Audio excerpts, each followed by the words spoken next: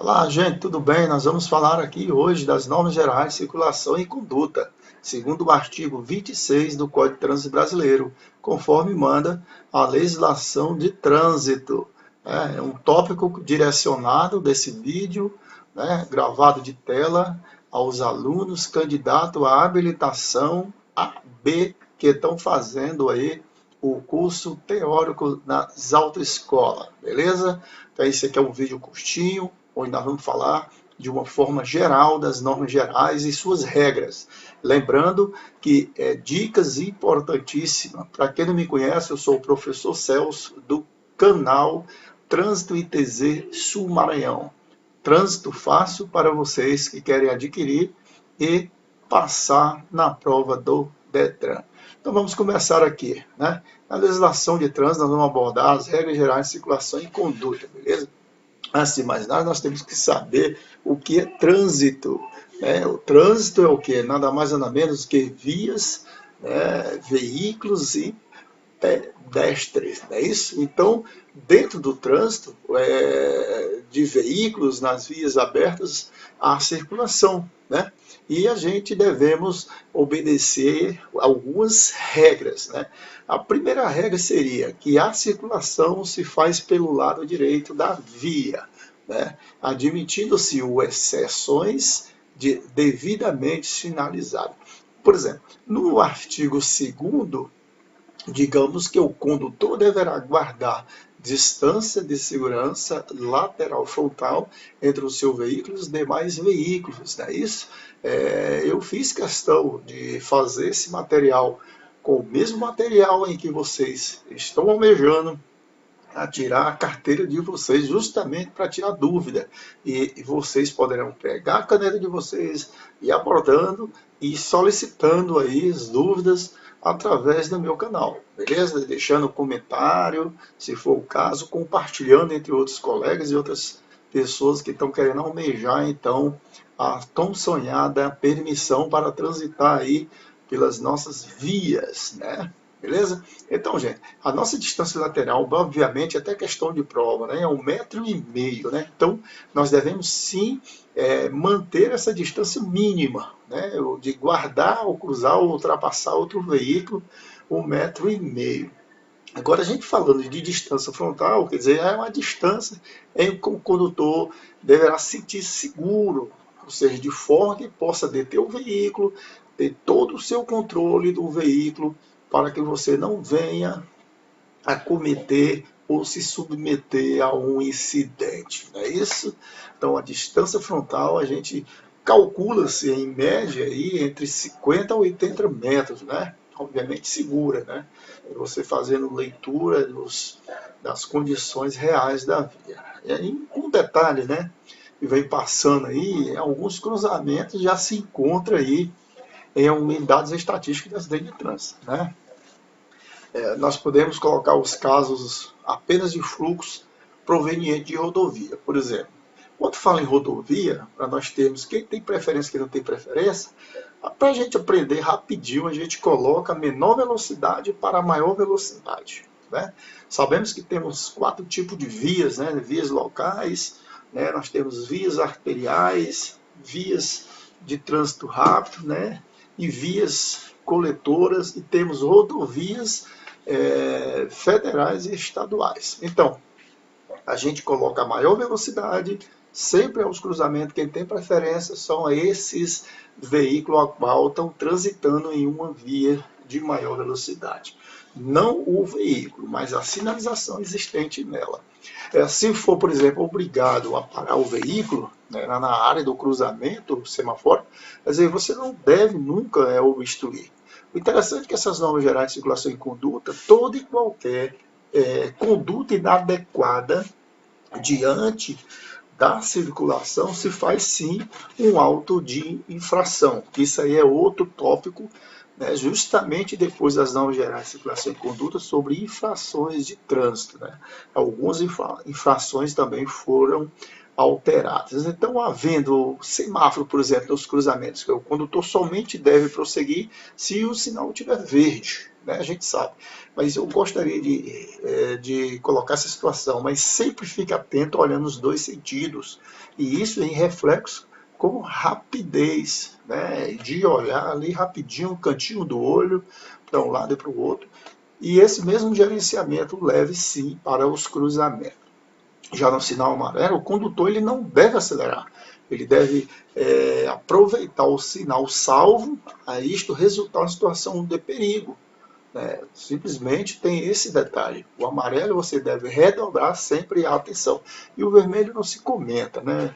São pare, né? Então devemos obrigatoriamente parar no semáforo vermelho. Antecipando aqui algumas condições. Eu vou dar uma pincelada geral entre condições de ultrapassagem e como ultrapassar. Né? Nós temos aqui, observando aqui, 4 situações. Né? Simples seccionada, simples contínua, dupla contínua seccionada e temos aqui a dupla contínua.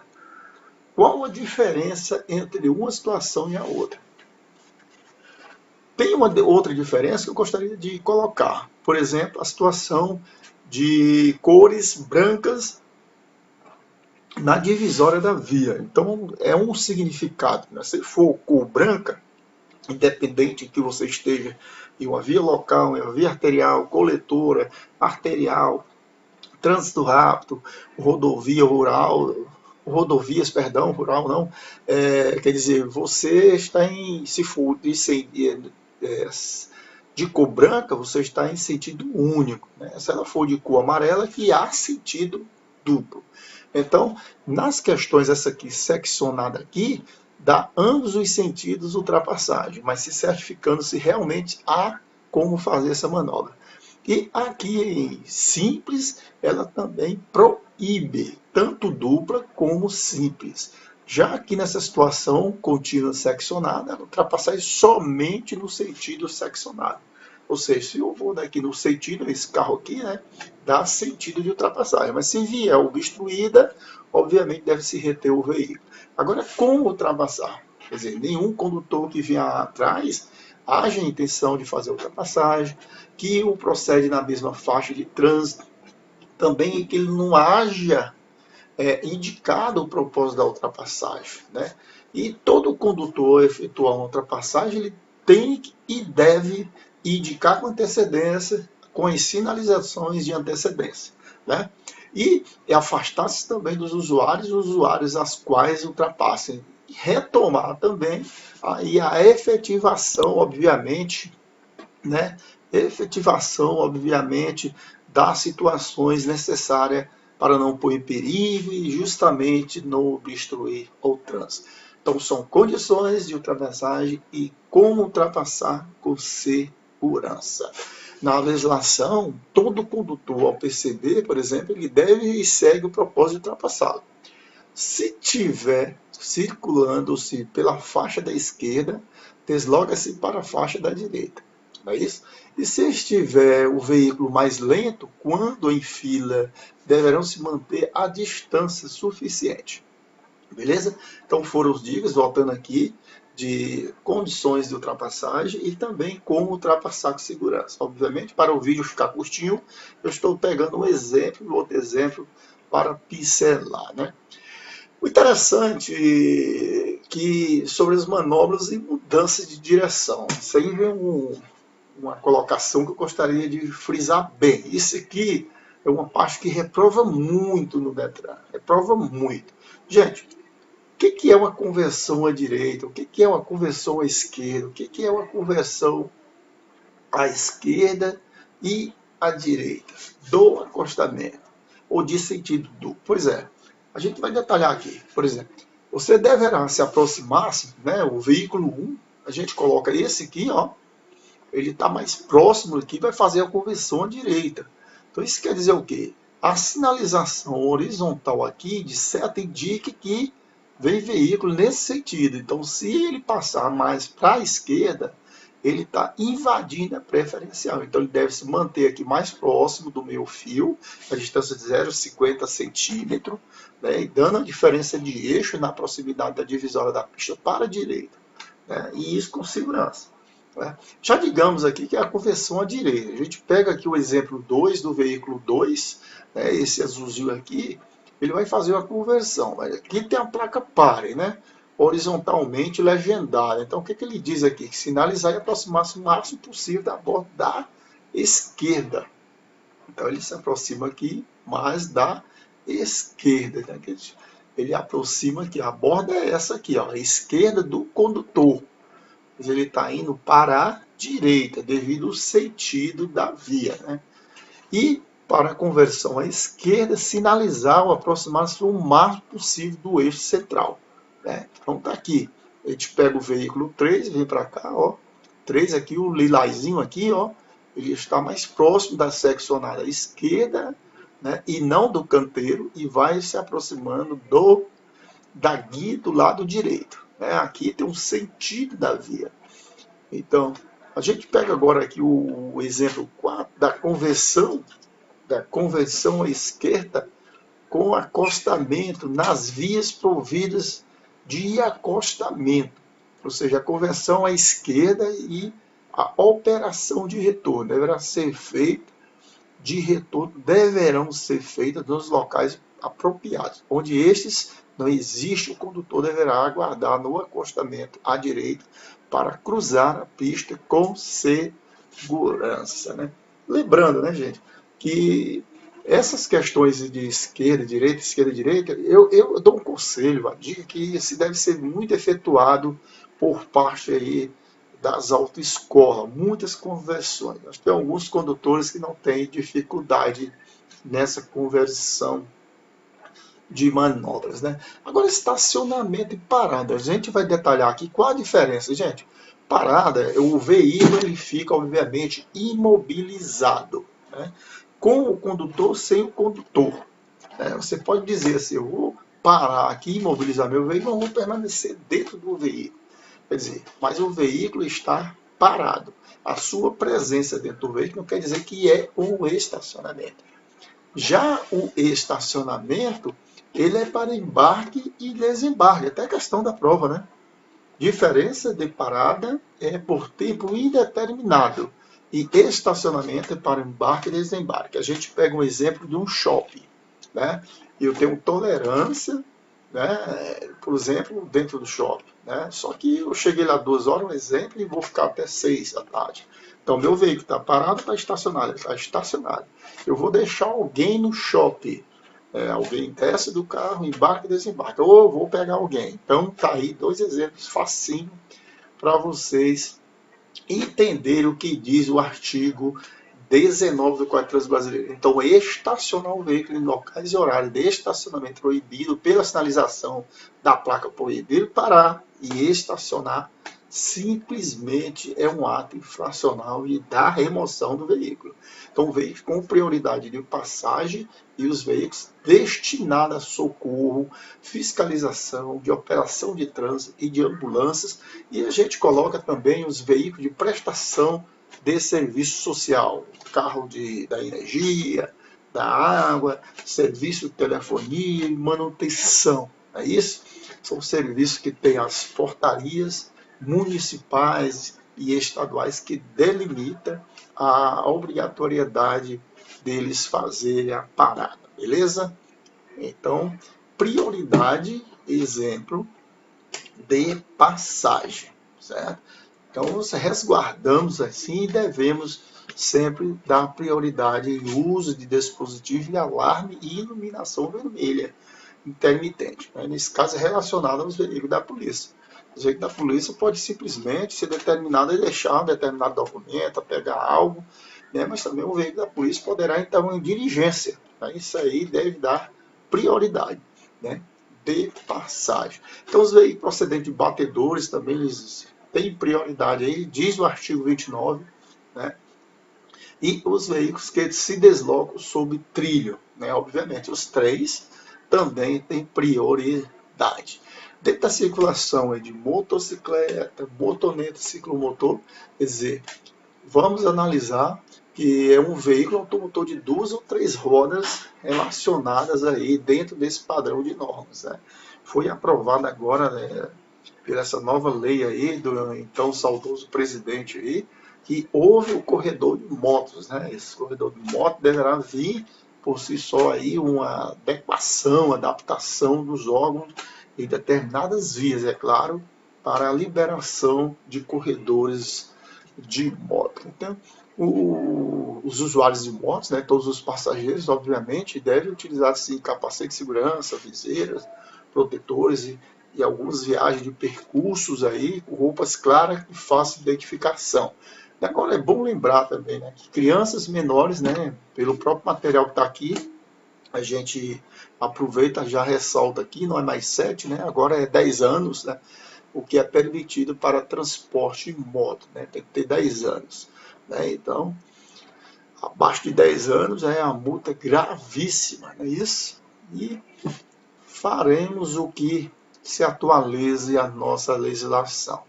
Dentro do padrão aqui da circulação de ciclista, obviamente, né, muitos ciclistas não têm a mesma noção de alguns condutores. Eles não chegam a fazer autoescola, né, uma coisa que vem batendo muito isso aí entre os especialistas. Quando não houver ciclovia, ciclofaixa, de rolamento, no mesmo sentido, a circulação se faz para a via, com preferência sobre o veículo de automotores.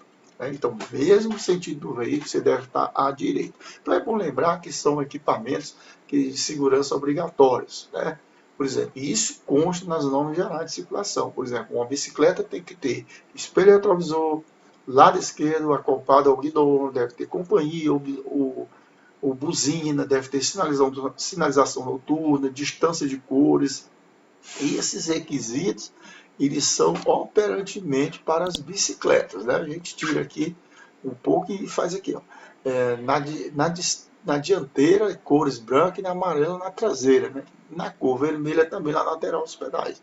É sempre bom ficar atento sobre essas regulamentações, aí, principalmente para quem vai fazer a prova do Detran.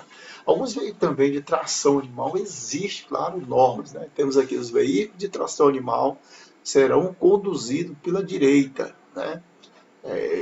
Belo Horizonte teve a normatização, né, em 1980, pela aí, 86, e São Luís foi o segundo capital a ter a normatização do transporte de carroças, né, tração animal.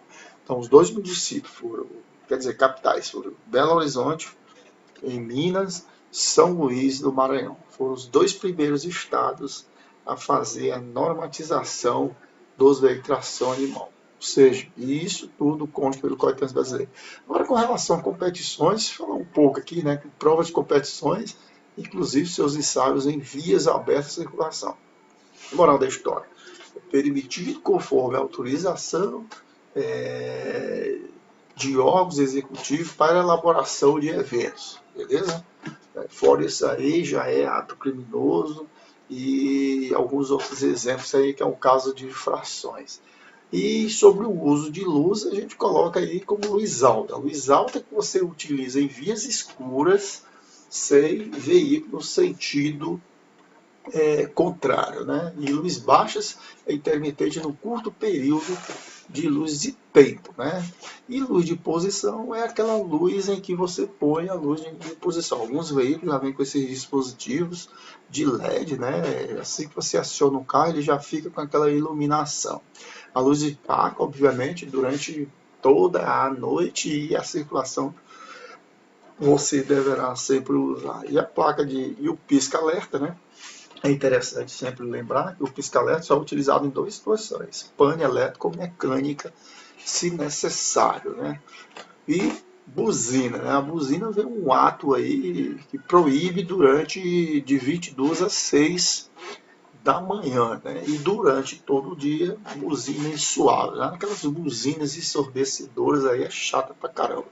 E alguns dispositivos refletores, né, que são as faixas retrorefletores, aquelas que são da obrigatoriedade, as faixas que visam diminuir as colisões, ou seja, algumas colisões já com as laterais dos veículos, principalmente de grande porte, e devem cobrir 80% a traseira e 35% a extensão das bordas. Né? Isso aí é a resolução 366 do DETRAN. Beleza? Então, vamos encerrar aqui o nosso vídeo, dando essa dica de trânsito, né, em outros países. Por exemplo, na Holanda, a educação para o trânsito ela começa na infância, né? Alguns países, desde pequenos, a como se comportar no trânsito, estejam de carro, bicicleta ou a pé, elas passam a conhecer o papel de cada um nas ruas, seus direitos e deveres, além dos cuidados que devem ser tomados consigo e com os outros. Então, muito obrigado, fica com Deus. Nossa aula de hoje foi Normas Gerais de Circulação e Conduta. Quem gostou, compartilhe. Espero que vocês sigam o meu canal para me ajudar, beleza? Professor Celso, Trânsito ITZ Sul MA. Fique com Deus.